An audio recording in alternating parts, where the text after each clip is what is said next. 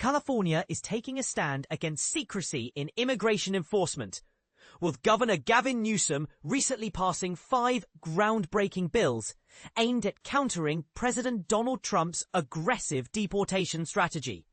Among these measures is a controversial ban on local and federal officers, including Immigration and Customs Enforcement, ICE agents, wearing face coverings to hide their identities.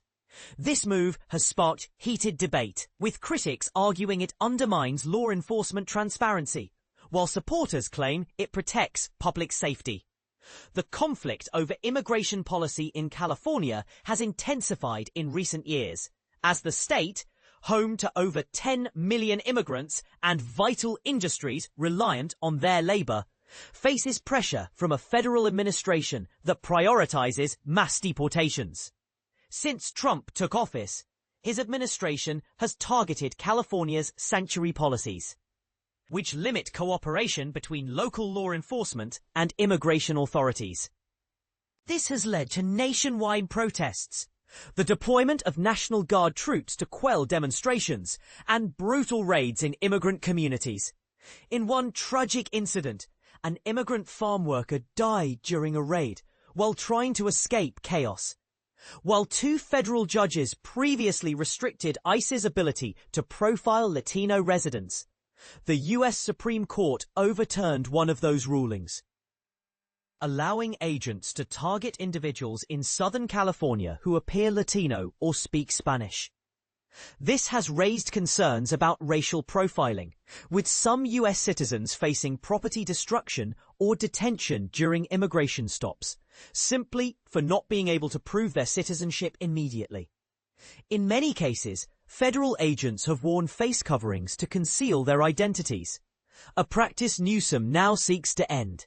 Newsom's new laws also aim to restrict immigration enforcement in hospitals and schools, emphasizing that these spaces should remain safe havens rather than sites of fear.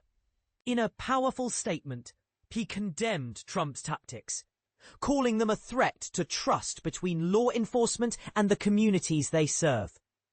Public safety depends on trust, he said, but Trump and his allies have shattered that trust and spread fear across America. The bills approved this week include 2 major measures. Senate Bill 627, which prohibits police from covering their faces on the job, with limited exceptions, and Senate Bill 805, requiring law enforcement to display identification with their name or badge number. Critics, including the Peace Officers Research Association of California, argue that states shouldn't dictate how federal agencies operate. States do not have the authority to second-guess the efficacy of federal policies, said David Mastagni, a lawyer representing police unions.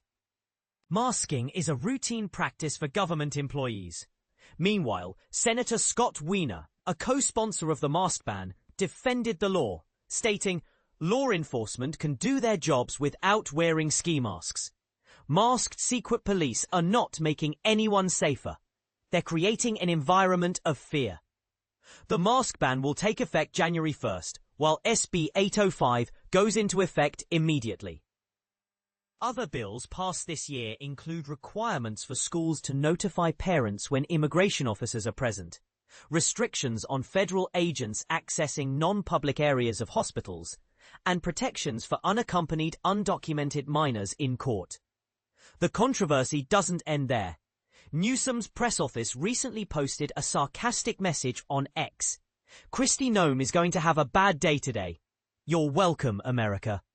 The post prompted a backlash from the U.S. attorney, who called the statement a threat and referred the matter to the Secret Service.